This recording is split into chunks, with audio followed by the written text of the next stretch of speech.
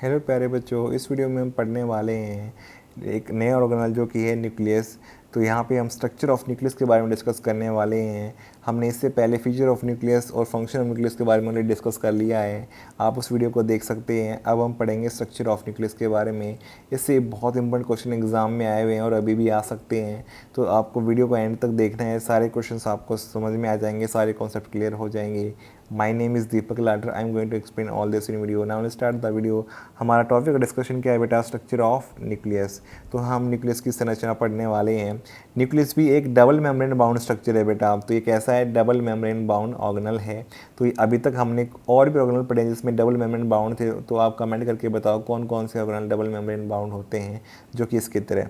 इसमें और उनमें डिफरेंस क्या है, यही मैं आपको समझाऊंगा। देखो यहाँ पे न्यूक्लियस के पास भी बेटा आप स्ट्रक्चर में देख सकते हैं, एक आउटर मेम्ब्रेन है और एक इनर मेम्ब्रेन है। यहाँ पे डबल मेम्ब्रेन जो है बेटा वो दोनों कॉन्टीन्यूस नहीं है, डिसकॉन्टीन्यूस है। आप देख पा रहे हैं, देखो यहाँ पे दोनों के बीच में क्या हो रहा है, outer membrane inner membrane fuse हो जा रही है। दोनों क्या हो जा रही है बेटा? फ्यूज हो जा रही है दूसरे के साथ में। तो ये कॉन्टीन्यूस नहीं है, ये कम्प्लीटली कॉन्टीन्यूस नहीं है। जहाँ जहाँ पे ये डिसकॉन्टीन्यू हुए वहाँ पे क्या कर गई है? एक दूसरे के साथ में फ्यूज़ कर गई है, फ्यूजन हो गया इनका। तो यहाँ पे आउटर और इनर न्यूक्लियस की मेम्ब्रेन क्या करती हैं? फ्यूज़ करती हैं। तो न्यूक्लियस के पास भी बेटा दो मेम्ब्रेन है, एक आउटर न्यूक्लियर मेम्ब्रेन, एक इनर न्यूक्लियर मेम्ब्रेन। तो इन दोनों के बीच में बेटा एक स्पेस दिखाई देता है। इस स्पेस को क्या बोलते हैं? Perinuclear space. क्या बोलेंगे बेटा? Perinuclear space. और एक स्पेस इनर मेम्ब्रेन के अंदर है ये सारे वाला, इसको हम क्या बोलते हैं बेटा? न्यूक्लियोप्लाज्म। इसको हम क्या बोलेंगे? न्यूक्लियोप्लाज्म। तो यहाँ पे एक आउटर मेम्ब्रेन है न्यूक्लियस के पास में, एक इनर मेम्ब्रेन न्यूक्लियस के पास में, और दोनों के बीच के स्पेस को क्या बोलते हैं? Perinuclear space. इसकी वैल्यू भी दी हुई है बेटा 10 to 50 नैनोमीटर। इसका स्पेस का डायमीटर क्या हो सकता है? 10 to 50 नैनोमीटर तक हो सकता है। एवरेज वैल्यू है 10 to 50 की रेंज दी हुई है, 10 to 50 नैनोमीटर। स्पेस का नाम क्या है? Perinuclear space. अब देखो जहाँ जहाँ पे बेटा ये आउटर इनर मेम्ब्रेन कॉन्टीन्यूस नहीं होती हैं, डिसकॉन्टीन्यूस हो जाती हैं या फ्यूज हो जाती हैं, वहाँ पे स्पेस बनता है, रास्ता बनता है बेटा। तो क्या ये रास्ता अनकंट्रोल्ड है? यहाँ से कोई भी आ सकता है, कोई भी आ सकता है? नहीं, ऐसा नहीं है बेटा। ये कंट्रोल्ड रास्ता है। यहाँ पे गार्ड लगा रखे हैं, एक तरीके से कंट्रोलर लगा रखे हैं, जिसको यहाँ से जाना होगा पहले इनकी परमिशन लेनी पड़ेगी। तो यहाँ पे प्रोटीन के द्वारा बनाए गए स्ट्रक्चर्स प्रेजेंट होते हैं बेटा, ये गार्ड करते हैं इस रास्ते को, और ये जिसको चाहें उसको अलाउ करते हैं, जिसको नहीं चाहे उसको अलाउ नहीं करेंगे। तो इसका मतलब यहाँ से जाने वाला मटेरियल न्यूक्लियोप्लाज्म से, और इसके बाहर क्या होगा बेटा? साइटोप्लाज्म, क्योंकि हमने छोटा सा पार्ट लिया है तो सेल का न्यूक्लियस के आसपास वाला, तो ये कंप्लीट सेल है, इसको मान लो अगर, तो ये इसका साइटोप्लाज्म रह जाएगा इसके बाहर। तो यहाँ न्यूक्लियोप्लाज्म से साइटोप्लाज्म में क्या जाएगा और क्या साइटोप्लाज्म से न्यूक्लियस में आएगा? कंट्रोल कौन करेगा बेटा? यहाँ पे प्रोटीन। तो यहाँ पे इस प्रोटीन का नाम क्या है बेटा? न्यूक्लियोप्लाज्मिन प्रोटीन। तो यहाँ पे ये ऑक्टागोनल शेप का, देखो ऑक्टागोनल 1 2 3 4 5 6 7 8 साइड है बेटा। तो ऑक्टागोनल शेप का यहाँ पे क्या है? एक प्रोटीन है, इसको क्या बोलते हैं? न्यूक्लियोप्लाज्मिन प्रोटीन। एक तरीके से ये ऐसे मान लो किसी रास्ते पे या किसी गेट पे, दरवाजे पे कोई गार्ड खड़ा है, ठीक है, जो उसको प्रोटेक्ट कर रहा है, उस वहाँ पे चेक कर रहा है कोई राइट पर्सन यार यहाँ पे एंट्री हो रही है कि नहीं हो रही है, जो है यहाँ पे किस तरह की, जिस तरह की ड्यूटी उसको दी गई है उस तरह से वो काम को कर रहा है। वैसे न्यूक्लियर प्लाज्मिक प्रोटीन क्या करेगा? चेक करेगा न्यूक्लियस से बाहर किसको जाने देना है, उसको अलाउ करना है, किसको अंदर आने देना, ये सारा चेक कौन कर गया? Nuclear plasmic protein. इसके अंदर स्पेस होगा बेटा, इस स्पेस को हम क्या बोलेंगे? Nuclear pore. इसको हम क्या बोलते हैं? दोनों मेम्ब्रेन के द्वारा बनाया गया बीच का स्पेस क्या बोलेंगे? Nuclear pore. और ये दोनों मिल जाएंगे तो बेटा क्या बन जाएगा? Nuclear pore complex. क्योंकि एक से ज़्यादा यहाँ पे कंपोनेंट आ गए, एक तो न्यूक्लियोप्लाज्मिक प्रोटीन जो कि ऑक्टागोनल है यहाँ पे, और साथ में क्या होगा? पोर रास्ता, खाली रास्ता जो कि इसका कंट्रोल किया जा रहा है। तो इससे क्या बनेगा? न्यूक्लियर पोर कॉम्प्लेक्स भी इसी का पार्ट है। तो बेटा अगर इन सबको मिला देना हम, outer nuclear membrane, inner nuclear membrane, perinuclear space और इस न्यूक्लियर पोर कॉम्प्लेक्स को, तो हमारा फर्स्ट पार्ट बन जाएगा स्ट्रक्चर में, that is called as karyotheca. Karyo का मतलब होता है न्यूक्लियस, थिका मतलब मेम्ब्रेन, न्यूक्लियस की मेम्ब्रेन, या क्या बोलेंगे इसे? Nuclear membrane. तो यहाँ पे स्ट्रक्चर न्यूक्लियस में बेटा पहला पार्ट है कैरियोथिका या न्यूक्लियर मेम्ब्रेन। फिर अगर हम अंदर की तरफ जाते हैं बेटा, तो इनर मेम्ब्रेन के साथ में आपको पता है प्रोटीन्स होते हैं इसके अंदर, इनर की साइड में, न्यूक्लियोप्लाज्म के साइड में, तो उसको हम क्या बोलते हैं? Nuclear lamella. ये किसके द्वारा बनाए जाते हैं बेटा, किसके बने होते हैं प्रोटीन्स, ये इंटरमीडिएट फिलामेंट के द्वारा, जो कि साइटोस्केलेटन में हम डिस्कस कर चुके हैं वहाँ पे न्यूक्लियर लैमिना के बारे में। अगर आपने वो वीडियो नहीं देखा है तो इसके बाद उस वीडियो को आप जरूर देखना। तो न्यूक्लियर लैमिना कौन बनाता है बेटा, इंटरमीडिएट फिलामेंट बनाते हैं जो कि साइटोस्केलेटन का पार्ट है। तो इस न्यूक्लियस का स्केलेटन बना के रखते हैं, इसको अंदर की तरफ कोलैप्स नहीं होने देंगे बेटा। बाहर से कितना ही सेल के दूसरे पार्ट का प्रेशर आ जाए लेकिन ये अंदर की तरफ कोलैप्स क्यों नहीं होगा, या जेनेटिक मटेरियल हमेशा शेप क्यों रहेगा, इसलिए रहेगा क्योंकि बेटा इसके पास न्यूक्लियर लैमिना है जो इसको यहाँ पे सेम शेप में बना के रखने का काम करता है। तो ये इसका शेप मेंटेन करवाने में रोल प्ले करेगा। नेक्स्ट पॉइंट आएगा बेटा, इसके अंदर मेम्ब्रेन के अंदर जो स्पेस है, सारा स्पेस क्या कहलाता है, सारा स्पेस बेटा क्या कहलाएगा, सेकंड पार्ट जो बन जाएगा न्यूक्लियोप्लाज्म। जैसे साइटोप्लाज्म था वैसे न्यूक्लियस का साइटोप्लाज्म क्या कहलाएगा, न्यूक्लियोप्लाज्म। तो अंदर की तरफ जाएंगे सेकंड पार्ट क्या कहलाएगा, न्यूक्लियोप्लाज्म। इस न्यूक्लियोप्लाज्म के बाद हमारा थर्ड इंपॉर्टेंट पार्ट क्या बन जाएगा बेटा, इसमें जो प्रेजेंट होंगे क्रोमेटिन। क्या प्रेजेंट होंगे बेटा, क्रोमेटिन। तो यहाँ पे जितने भी मैंने ये स्ट्रैंड दिखाए हैं बेटा, ये सारे स्ट्रैंड क्या हैं, ये यहाँ पे जेनेटिक मटेरियल के स्ट्रैंड हैं जो कि इस न्यूक्लियोप्लाज्म में प्रेजेंट होंगे। इनको हम क्या बोलेंगे बेटा, क्रोमेटिन। क्या बोलेंगे, क्रोमेटिन। तो इसके अंदर क्या होगा, हमारा जेनेटिक मटेरियल डीएनए भरा होगा बेटा। इन सब के अंदर जेनेटिक मटेरियल डीएनए भरा हुआ है। ये हमने सिर्फ प्रेजेंटेशन इस तरह से बनाया है, हो सकता है ये इस तरह से इस तरह से इस तरह से इस तरह से ऐसे प्रेजेंट हो, तो हमें समझना था, इसलिए हमने इसको क्या कर दिया है, थोड़ा आसान बना दिया, सिंप्लीफाई कर लिया है। अब देखो ये तीसरा पार्ट क्या था बेटा, क्रोमेटिन, और चौथा पार्ट क्या होगा बेटा, न्यूक्लियस। फोर्थ पार्ट क्या होगा, न्यूक्लियस। तो यहाँ पे ये इस तरह का स्ट्रक्चर दिखाया है जो कि स्पेरिकल है, मेम्ब्रेनलेस है, और यहाँ पे आपको कॉन्टिन्यूस दिख रहा है विद न्यूक्लियोप्लाज्म के साथ में, क्योंकि मेम्ब्रेन नहीं है न्यूक्लियोप्लाज्म और इसके बीच में, तो इस पार्ट को हम क्या बोलते हैं, न्यूक्लियस। तो चार पार्ट से मिलकर बना होता है बेटा एक न्यूक्लियस। ये न्यूक्लियस कब देख पाते हैं बेटा, जब सेल डिवाइड नहीं कर रही होती है तभी हम इसको देख पाएंगे। इंटरफेज, सेल डिवीजन की दो फेज होती हैं बेटा, एक को इंटरफेज बोलते हैं, दूसरी फेज को हम डिवीजन या एम फेज बोलते हैं। तो आपको न्यूक्लियस इंटरफेज में दिखाई देगा, जब सेल डिवाइड नहीं कर रही होगी तब फेज होगी हमारी इंटरफेज, और तभी हम क्या देख पाएंगे बेटा, इंटरफेज। तो क्वेश्चन ये भी आ सकता है कौन सी फेज में न्यूक्लियस दिखाई देता है हमें, इंटरफेज के अंदर। तभी हम ये चारों पार्ट, पहला पार्ट क्या होगा बेटा, कैरियोथिक का न्यूक्लियर मेम्ब्रेन, दूसरा पार्ट क्या होगा बेटा, न्यूक्लियोप्लाज्म, तीसरा क्या होगा, क्रोमेटिन, चौथा क्या होगा, न्यूक्लियस। हम इन चारों पार्ट्स को वन बाय वन डिस्कस करने वाले हैं। देखो न्यूक्लियर मेम्ब्रेन के बारे में डिस्कस हमने ऑलरेडी कर लिया है कि न्यूक्लियर मेम्ब्रेन या कैरियोथिका के अंदर दो मेम्ब्रेन होती है, एक आउटर मेम्ब्रेन बेटा, जैसे यहाँ पे देखा था आउटर न्यूक्लियर मेम्ब्रेन, फिर इनर न्यूक्लियर मेम्ब्रेन, दोनों के बीच के स्पेस को क्या बोलते हैं, पेरी न्यूक्लियर स्पेस, जिसका डायमीटर क्या है 10 to 50 नैनोमीटर। अब इसी में साथ में क्या है, जहाँ पे डिसकॉन्टिन्यूस हो गई है बेटा, फ्यूज हो जाती है, याद रखना, outer nuclear membrane, inner nuclear membrane discontinuous होती हैं, जहाँ डिसकॉन्टिन्यूस होंगी वहाँ पे फ्यूज हो जाएंगी। फ्यूज होंगी तो क्या बनाएंगे बेटा, वहाँ पे न्यूक्लियर प्लाज्मिक प्रोटीन होगा और साथ में न्यूक्लियर पोर होगा, तो क्या बनाएंगे, न्यूक्लियर पोर कॉम्प्लेक्स, जो कि ऑक्टागोनल शेप के प्रोटीन से बना न्यूक्लियर प्लाज्मिक प्रोटीन, और ये कंट्रोल करेगा क्या न्यूक्लियर प्लाज्म से साइटोप्लाज्म में जाएगा, क्या साइटोप्लाज्म से न्यूक्लियर प्लाज्म में आएगा। तो बाय डायरेक्शनल मूवमेंट को कंट्रोल करता है, ट्रांसपोर्ट को कंट्रोल करेगा। जैसे आपको पता है डीएनए से आरएनए बनते हैं, ट्रांसक्रिप्शन हो गया, लेकिन आरएनए जब तक राइबोसोम का है बेटा, साइटोप्लाज्म में या एंडोप्लाज्मिक रेटिकुलम के ऊपर, वहाँ तक नहीं आएंगे आरएनए बन के। तो बेटा इसका मतलब यहाँ से क्या होता है, ट्रांसपोर्ट होता है आरएनए का इस न्यूक्लियर पोर कॉम्प्लेक्स से, और कहाँ जाते हैं, साइटोप्लाज्म में। तो साइटोप्लाज्म में कहाँ जाएंगे बेटा, राइबोसोम के पास। कहाँ जाएंगे, राइबोसोम के पास।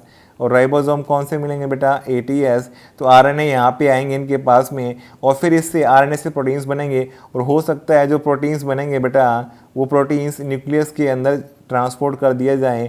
तो ये बायडायरेक्शनल ट्रांसपोर्ट को कंट्रोल करता है बेटा। बायडायरेक्शन का मतलब क्या है, न्यूक्लियोप्लाज्म से साइटोप्लाज्म, जैसे कि आरएनए का ट्रांसपोर्ट, और प्रोटीन्स का साइटोप्लाज्म से न्यूक्लियोप्लाज्म। तो ये बायडायरेक्शनल मूवमेंट को कंट्रोल करने का काम करता है बेटा न्यूक्लियर पोर कॉम्प्लेक्स। तो ये इसका इंपॉर्टेंट फंक्शन है, ये बायडायरेक्शनल मूवमेंट को यहाँ पे जो है कंट्रोल करने का काम करता है nuclear pore complex. Next part है बेटा न्यूक्लियोप्लाज्म। न्यूक्लियोप्लाज्म जो है इनर मेम्ब्रेन के अंदर की जो स्पेस है उसको बोलते हैं न्यूक्लियोप्लाज्म। इसमें क्या क्या देखा बेटा आपने, क्रोमेटिन भी इसी का पार्ट है, it contains chromatin, it contains nucleus, nucleus भी इसका पार्ट है, न्यूक्लियस भी यहीं पे प्रेजेंट था। इसके अलावा और क्या मिल सकते हैं बेटा, न्यूक्लियोटाइड्स। न्यूक्लियोटाइड्स क्या होंगे, जैसे डीएनए से डीएनए बनता है उसको बोलते हैं रेप्लिकेशन, डीएनए से आरएनए बनता है उसको बोलते हैं ट्रांसक्रिप्शन।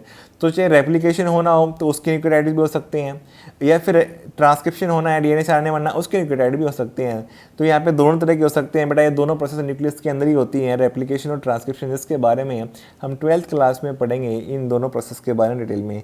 इसके अलावा क्या हो सकते हैं बेटा, एंजाइम्स, जो इन न्यूक्लियोटाइड्स को जोड़ करके नया डीएनए बनाएंगे रेप्लिकेशन करके, या फिर रेप्लिकेशन में आपको पता है डीएनए से डीएनए बनता है, और अगर डीएनए से आरएनए बनता है इसे क्या बोलते हैं ट्रांसक्रिप्शन। तो आरएनए बनेगा तो वहाँ पर भी एंजाइम की जरूरत पड़ेगी। तो रेप्लिकेशन में कौन सा एंजाइम, डीएनए पॉलीमरेज काम आता है, और यहाँ पे ट्रांसक्रिप्शन में कौन सा आएगा बेटा, आरएनए पॉलीमरेज।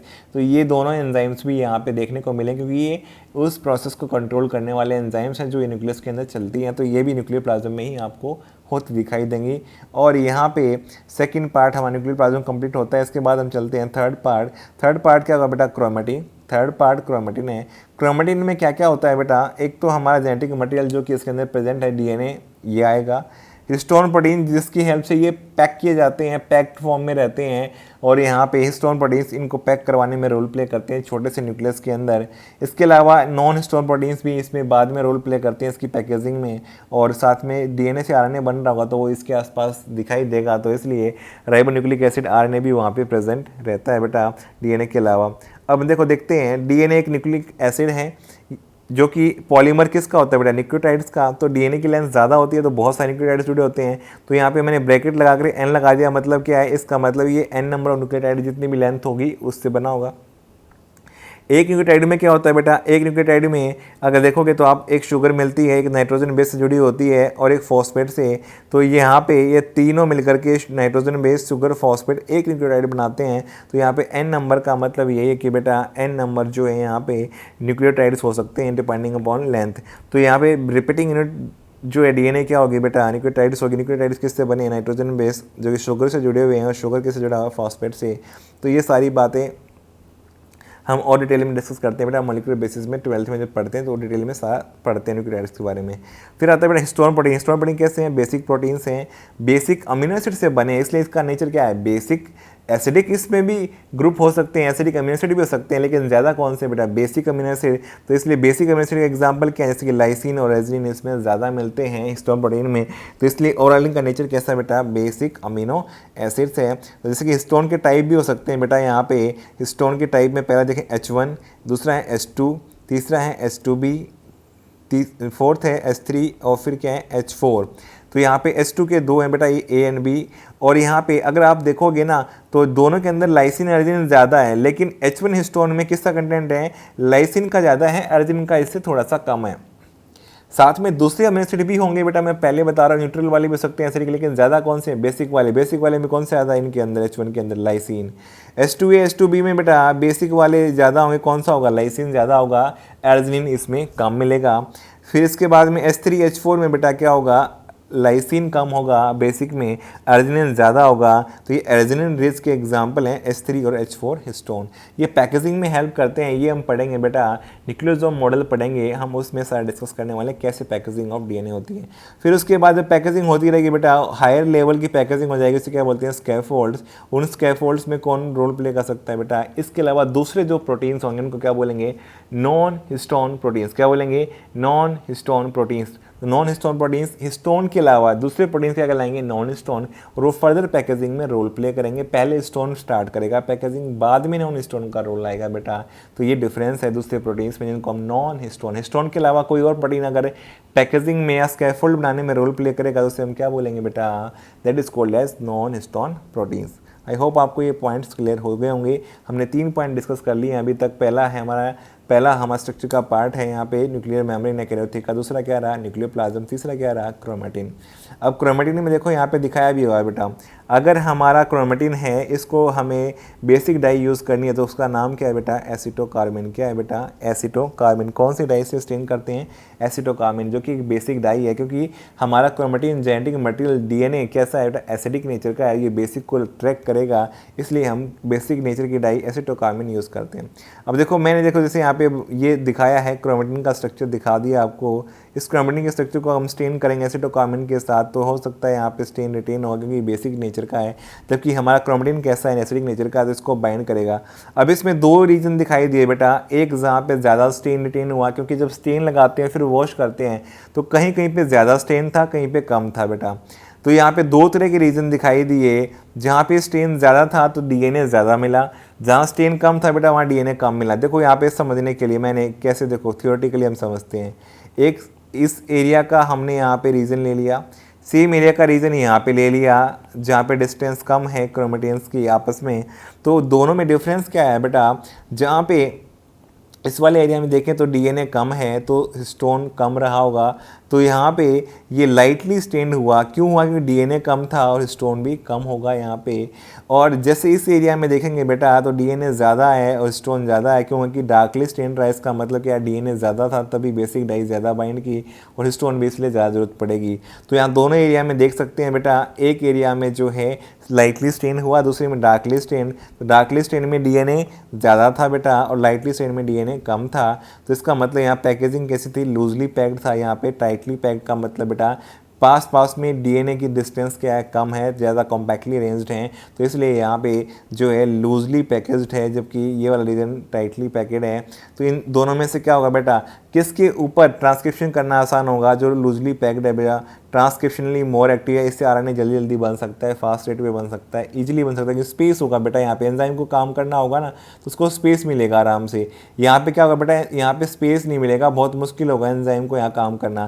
तो ये वाला रीजन क्या होगा बेटा, ट्रांसक्रिप्शनली लेस एक्टिव। ये दो टाइप के क्रोमेटिन होते हैं, एक को बोलते हैं यूक्रोमेटिन, दूसरे को क्या बोलते हैं, हेट्रोक्रोमेटिन। तो क्रोमेटिन बेटा दो टाइप के हो सकते हैं पैकेजिंग के बेसिस पे, अगर लूजली पैक्ड क्या बोलेंगे बेटा, यूक्रोमेटिन, अगर टाइटली पैक्ड क्या बोलेंगे बेटा, हेट्रोक्रोमेटिन। इनमें से यूक्रोमेटिन ट्रांसक्रिप्शनली मोर एक्टिव होता है, हेट्रोक्रोमेटिन भी एक्टिव है लेकिन लेस एक्टिव है, ज़्यादा टाइम लेगा, ठीक है, धीरे धीरे ओपन होगा तो ट्रांसक्रिप्शनली लेस एक्टिव होगा।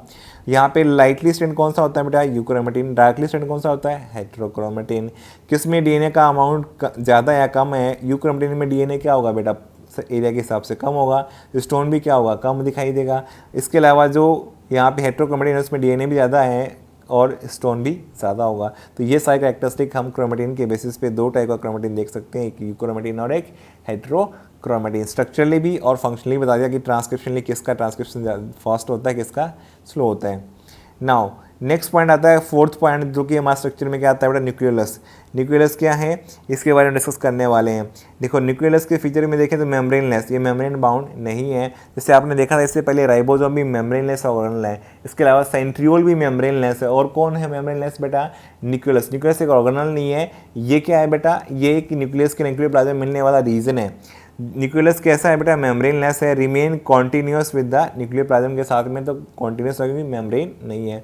कैसा है बेटा, दिखने में स्पेरिकल है, कैसा है बेटा, स्पेरिकल है।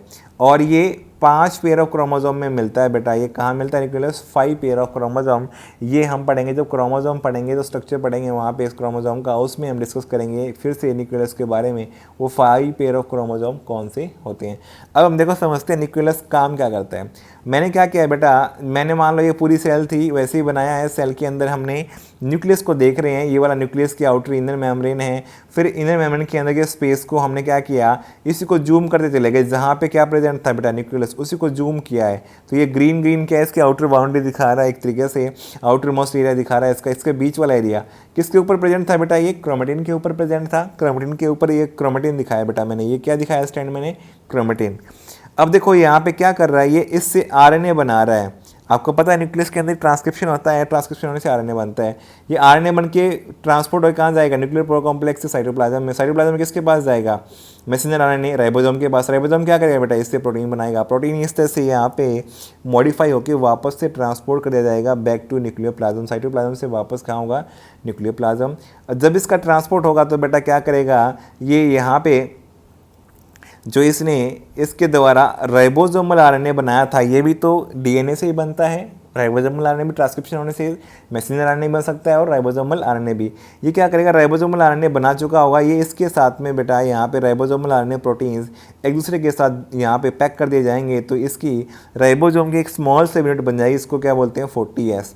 इसके स्पेसिफिक राइबोसोमल आरएनए होगा तो इसमें प्रेजेंट होता है, और साथ में इसी के प्रोटीन्स होंगे जो इसके लिए स्पेसिफिक होते हैं बेटा, और ये बना देंगे असेंबल होने से एक स्मॉल सा यूनिट 40S। ऐसे क्या हो सकता है बेटा, ये दूसरा मैसेंजर आरएनए भेज दे और दूसरा मैसेंजर आरएनए भेज करके दूसरा प्रोटीन बना के ला दे, और इस एक को प्रोटीन की यहाँ पे स्ट्रक्चर बन के आ गया और दूसरा राइबोसोमल आरएनए बना लिया। मान लो ये 60S के लिए बनाया गया राइबोसोमल आरएनए और ये प्रोटीन है, ये दोनों मिलके क्या बना लेंगे बेटा, यहाँ पे फंक्शनल इसकी सब यूनिट बन जाएगी 60S। तो यहाँ पे जो रिस्पेक्टिव राइबोसोमल आरएनए 60S में होता है वो यहाँ बन गए हैं, और जो यहाँ प्रोटीन्स था वो बन गया 60S सब यूनिट बन जाएगी। तो कौन से राइबोसोमल आरएनए 60S में होते हैं ये आपको जानना है, 40S में कौन से होते हैं, तो आप राइबोसोम का वीडियो अलग से बना रखा है, उस वीडियो को देखो, आपको वहाँ पे समझ में आ जाएगा। तो न्यूक्लियस ने क्या किया बेटा, न्यूक्लियस ने राइबोसोमल आरएनए बनाया, साथ में मैसेंजर आरएनए बनाया था। मैसेंजर आरएनए बाहर जाके प्रोटीन बना के लाया और फिर इसको असेंबल करके यहाँ पे सब यूनिट बना दी। ये दोनों सब यूनिट को फिर से न्यूक्लियर पोर कॉम्प्लेक्स से ट्रांसपोर्ट किया जाएगा बेटा, और ट्रांसपोर्ट करके ये तभी एक दूसरे के साथ जुड़ेंगी जब इनको फंक्शन करना होगा, राइबोसोम को फंक्शनल बनना होगा। तो ये 40 और 60 अगर मिल जाएंगे तो कौन सा बनेगा बेटा, 80S राइबोसोम बन जाएगा। तो यहाँ पे 80S राइबोसोम का संदेश कौन करता है बेटा, 80S का राइबोसोम का संदेश दो सब यूनिट मिलने से बनता है। 40 और 60 है, कौन बनाता है, न्यूक्लियस के क्रोमेटिन से बनता है, और ये राइबोसोमल आरएनए बना देता है और प्रोटीन बना देता है, क्योंकि राइबोसोम क्या है, राइबो न्यूक्लियोप्रोटीन, राइबो न्यूक्लियोप्रोटीन। जो मैं बोल रहा हूँ सारी बातें बेटा राइबोसोम के मैंने वीडियो में सारी समझा रखी हैं, आप उस वीडियो को देखना, ये उससे रिलेटेड भी है ये वीडियो ना हो। तो ये 40 और 60 तभी फंक्शनल होंगे जब सेल को ज़रूरत होगी, तो ये फंक्शनल राइबोसोम 80S बनेगा। अभी ऐसी यूनिट बना के पहले ही रख लेगा, सेल को पता होगा डिमांड के अकॉर्डिंग, तो पहले से ही बनाने लग जाएगी और उसके अकॉर्डिंग बना के रख लेगी, तो सेल अपनी रिक्वायरमेंट सारी पूरी कर सकती है। न्यूक्लियस के अंदर वाले रीजन में जो क्रोमेटिन है उसको काम पे लगा करके उसे वो राइबोसोम बनाने वाली यूनिट्स बना सकती है। देखो यहाँ पे और क्या याद रखना है बेटा, न्यूक्लियस के अंदर synthesis of all ribosomal RNA जो कि राइबोसोम के अंदर प्रेजेंट होते हैं लार्ज या स्मॉल सब यूनिट में। तो स्मॉल सब यूनिट में कौन से होते हैं बेटा, 18S। लार्ज में कौन से होते हैं, 28S, 5.8S और 5S राइबोसोमल आरएनए। तो 5S लार्ज सब यूनिट का जो होता है बेटा, इसके लिए जो जीन होती है ना, जो क्रोमेटिन का रीजन है वो न्यूक्लियोलस के बाहर होता है, बस ये याद रखना है आपको। बाकी सबकी जीन कहाँ है, न्यूक्लियस के अंदर वाले रीजन में, चाहे वो 18S हो, चाहे वो 28 हो, चाहे 5.8। लेकिन किसकी 5S का जो जीन है बेटा क्रोमेटिन के अंदर, वो कहाँ पे है बेटा, वो 5S वाली क्रोमेटिन की जीन जो है वो कहाँ पे है, न्यूक्लियस के बाहर है। बस आपको यही पॉइंट यहाँ पे समझा रखा है। 5S के अलावा सारे जितने भी राइबोसोमल आरएनए बनेंगे उनकी जीन कहाँ पे, न्यूक्लियस वाली रीजन में, केवल किसकी बाहर है, इससे 5S से राइबोसोमल आरएनए। तो आपको मैं फिर से एक बार रिकॉल करवा देता हूँ। यहाँ पे ये क्या काम करता है बेटा, ये न्यूक्लियस वाला रीजन क्या करता है, इसमें जो डीएनए होता है उस क्रोमेटिन से क्या बनता है, मैसेंजर आरएनए बनता है जो बाहर ट्रांसपोर्ट किया जाता है। उसके बाद में राइबोसोम के पास जाएगा, वो प्रोटीन बनाएगा, प्रोटीन वापस ट्रांसपोर्ट होकर आएगा न्यूक्लियर प्लाज्म में। ये राइबोसोमल आरएनए के साथ तब तक बन चुके हैं, राइबोसोमल आरएनए के साथ जुड़ेगा और ये फंक्शनल सब यूनिट स्मॉल वाली बनाएगा 40S। ऐसे ही राइबोसोमल आरएनए बन चुका होगा, इसका प्रोटीन बन के आ गया होगा, तो 60S के लिए यहाँ पे असेंबल करके बना देगा और इसको बाहर बना के भेज देगा। जब सेल को ज़रूरत होगी तब सेल क्या करेगी, 40 और 60S को जोड़ के फंक्शनल 80S राइबोसोम यहाँ पे बना देगी। तो अगर मैं पूछूं बेटा आपसे फंक्शन ऑफ न्यूक्लियस क्या होता है, तो आप बता पाएंगे, बहुत सिंपल, क्या होगा, सिंथेसिस ऑफ राइबोसोम। अभी आपने देखा कि इसकी सब यूनिट बना दी, सब यूनिट बन गई तो राइबोसोम बन जाएगा बाद में। तो सिंथेसिस ऑफ राइबोसोम क्या होता है, फंक्शन ऑफ न्यूक्लियस। कुछ यहाँ पे जो है इस पॉइंट को गलत इंटरप्रेट कर लेते हैं। देखो कैसे, मैंने बताया कि यहाँ पे न्यूक्लियस का नंबर ज़्यादा हो तो राइबोसोम ज़्यादा बनेंगे, तो सेल में प्रोटीन क्या बनेगा, ज़्यादा। अब इसमें एनसीईआरटी में इसी लाइन को लिखा हुआ है बेटा, कैसे लिखा हुआ है, मोर न्यूमरस, ज़्यादा नंबर में, एंड लार्ज नंबर जो होता है nucleoli are found in cells actively involve in protein synthesis.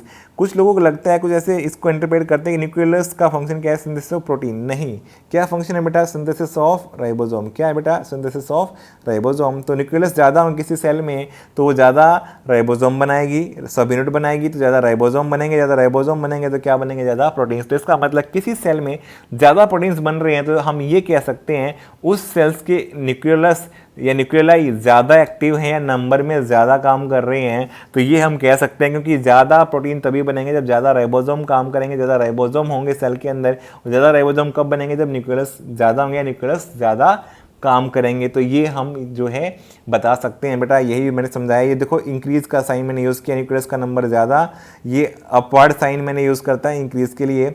देखो राइबोसोम का नंबर भी ज़्यादा होगा, राइबोसोम ज़्यादा बनेंगे और उस राइबोसोम ज़्यादा होंगे तो प्रोटीन्स भी ज़्यादा बनेंगे। तो न्यूक्लियस का फंक्शन क्या है बेटा, याद रखना एग्जाम में आ चुका है, सिंथेसिस ऑफ राइबोसोम, प्रोटीन का सिंथेसिस करना नहीं है।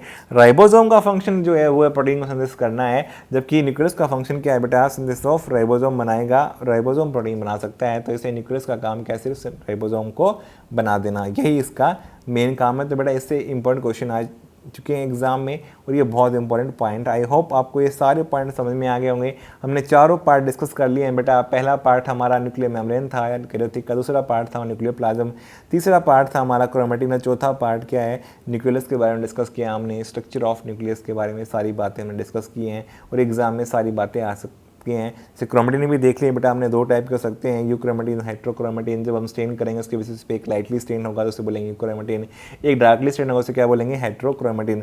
ज़्यादा कौन एक्टिव होता है बेटा इनमें से ट्रांसक्रिप्शन में, यूक्रोमेटिन, और लेस एक्टिव कौन होता है, हेट्रोक्रोमेटिन। ये पॉइंट आगे काम में आने वाले हैं। कौन सी डाई यूज़ करते हैं बेटा, बेसिक डाई एसिटोकामिन, एग्जाम में पूछी जा चुकी है, नेचर भी आ सकता है बेसिक डाई। आई होप आपको सारे पॉइंट समझ में आ गए होंगे।